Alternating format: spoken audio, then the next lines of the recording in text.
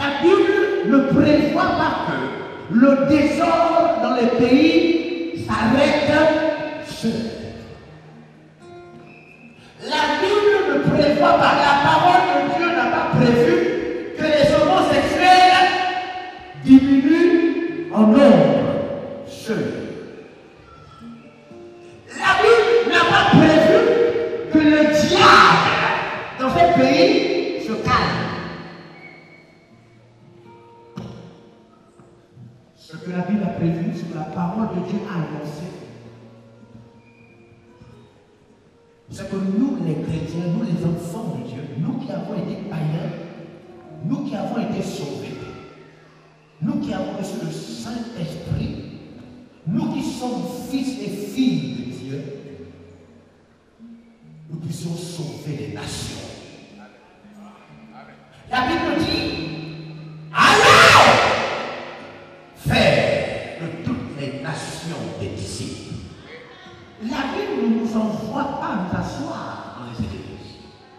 La Bible ne nous envoie pas faire des cultes pleins d'ambiance. La Bible ne nous recommande pas. Elle ne nous exige pas de nous réunir dans un programme de semaine rempli d'activités religieuses, comme nous faisons aujourd'hui. La Bible nous a demandé, après que nous soyons convertis, d'aller vers les païens. Tous les textes disent, je t'ai choisi parmi les païens, je t'ai retiré de ce peuple pour t'envoyer, afin que tu ailles sortir les païens des ténèbres et qu'ils rentrent dans la lumière, qu'ils sortent du pouvoir du diable pour qu'ils viennent à Dieu. La vie d'un chrétien est un message. Un chrétien est un message de Dieu vers les païens. Un chrétien, sa vie est un message vers les alcooliques. Un chrétien, sa vie est un message vers les prostituées. Les prostituées, ce ne sont pas les femmes prostituées. Les prostituées sont tous ceux qui livrent leur corps en échange d'une autre chose.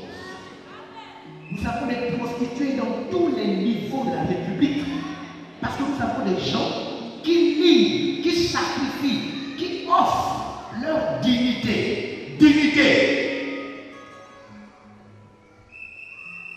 En échange.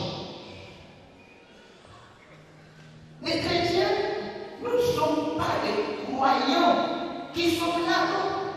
Pourquoi l'église du Gabon est-elle paralysée devant ce qui se passe?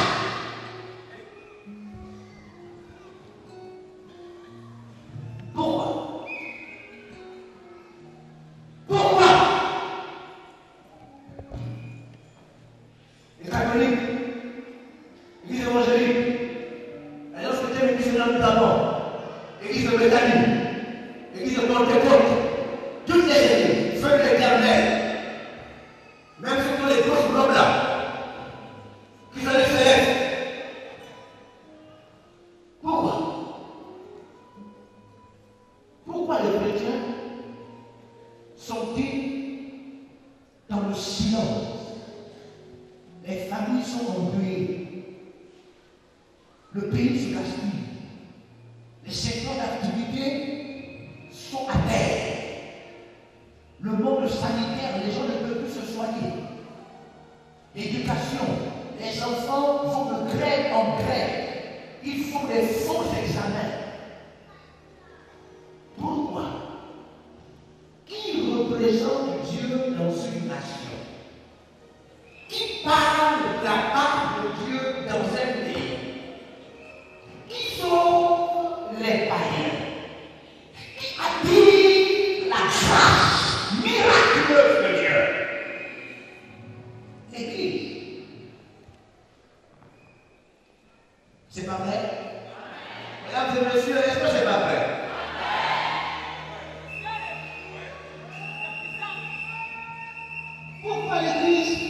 est paralysée? Pourquoi l'Église est-elle endormie, inerte, insensible? Pourquoi l'Église est-elle stérile? Pourquoi? Comme si les chrétiens n'existent pas. Je vous invite à découvrir. Je pense que nos églises n'ont plus pour Dieu le Père de Jésus-Christ. Je pense que tous ceux qui prient là, c'est-à-dire, les païens que c'est foutu, quoi. Les païens qu'ils vont en enfer, ça, il n'y a même pas de cela. Mesdames et messieurs, si vous n'êtes pas chrétien, je veux vous faire savoir deux choses. Les textes de la Bible démontrent que lorsqu'on part en enfer, on part avec son âme et son corps. Quand vous irez en enfer, vous n'irez pas en enfer en esprit. Vous irez en enfer comme vous êtes là. C'est pourquoi la Bible dit que nous ne devons pas craindre les hommes, nous devons craindre Dieu qui tue l'âme et le corps en les jetant les deux dans la chair. Donc, quand on part en enfer conscient comme on est là. On ne part pas en enfer en esprit. Jésus a dit, si ton bras est pour toi une occasion de chute, coupe ton bras, au lieu d'aller avec tout ton corps en enfer. Donc on part en enfer avec son corps, avec son tissage. On part en enfer avec son diplôme et son orgueil. C'est-à-dire, l'enfer est fait pour ça. On part en enfer avec son incrédulité, c'est-à-dire, je m'en fous des choses là. On part en enfer avec ça. Alléluia. Tous ceux qui sont venus ce soir, nous n'avons pas la prétention de vous sauver tous. Nous savons que parmi vous, il y a des gens qui sont tellement mauvais et qui doivent aller en enfer. Mais nous pensons que parmi vous, il y a des gens dont le cœur peut s'ouvrir s'ils entendent la voix de Dieu. C'est pourquoi nous sommes obligés de vous inviter tous, parce que nous ne connaissons pas tout le monde. En nous disant qu'en invitant tout le monde, certains vont être sauvés. Alléluia. Est-ce que vous le suivez?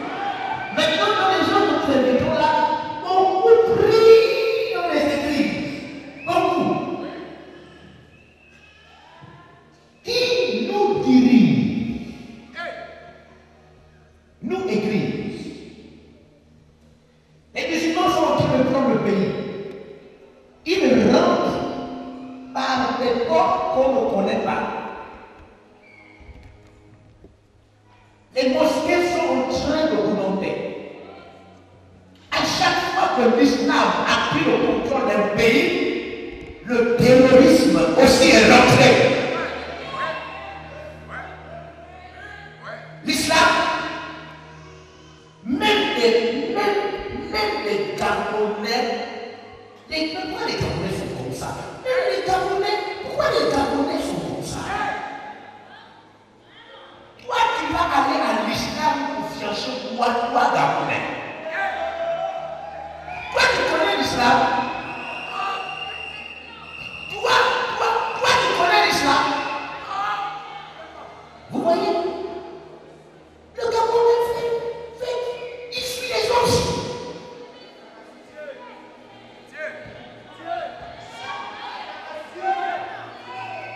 Le Gabonais, tu es né dans ton village, dans ta province.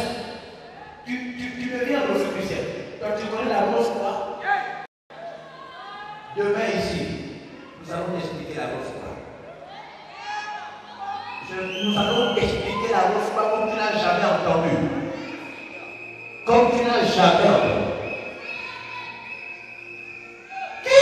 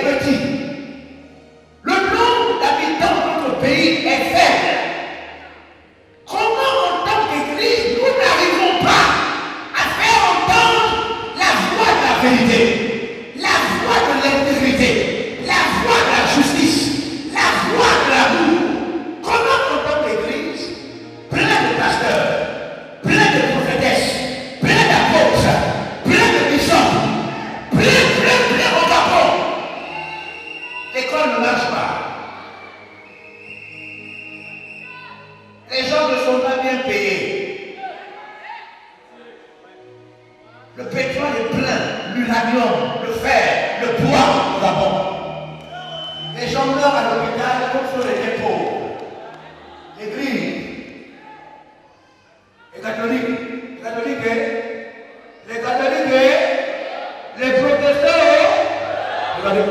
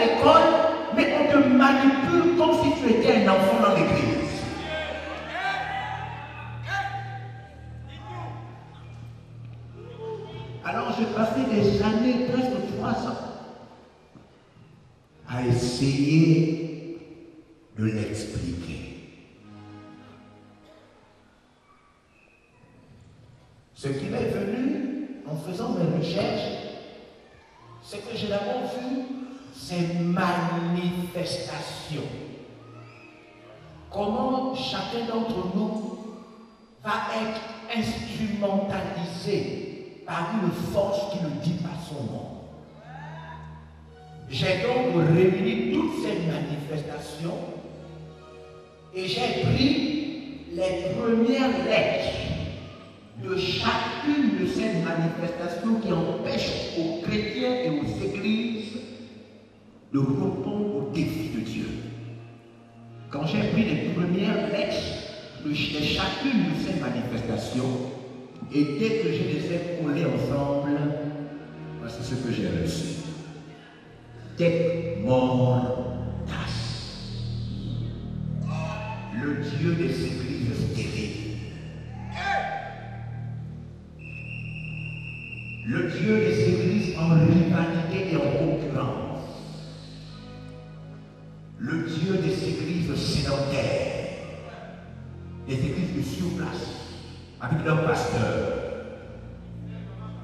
Les yeux des églises insouciantes. Peu importe ce qui arrive, on est dans notre coin en train de chanter dans notre boîte.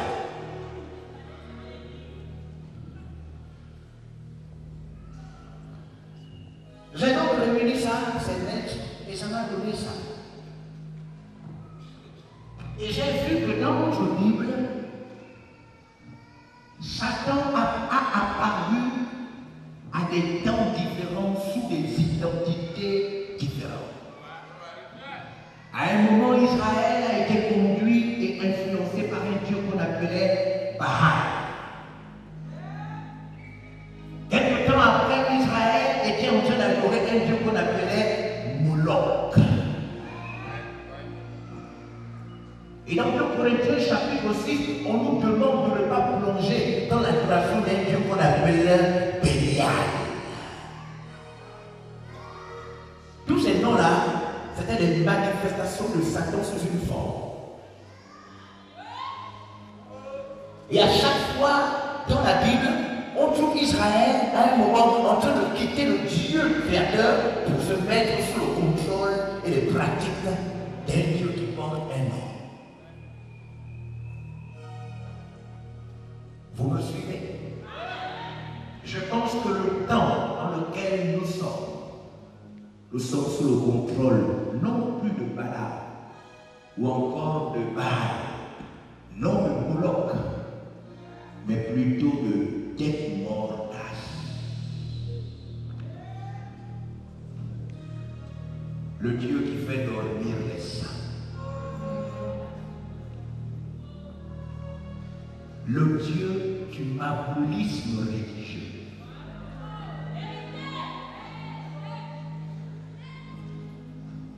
Permettez-moi, je veux qu'en partant d'ici, vous ne pensiez pas que, non, même nous qui sommes dans Bel Air, il ne faut pas qu'en partant d'ici, tu crois que tu es en train toujours de servir. Non, non, non. L'apôtre Paul dit, examinez-vous, examinez-vous, pour savoir si vous êtes encore dans la foi du vrai Dieu.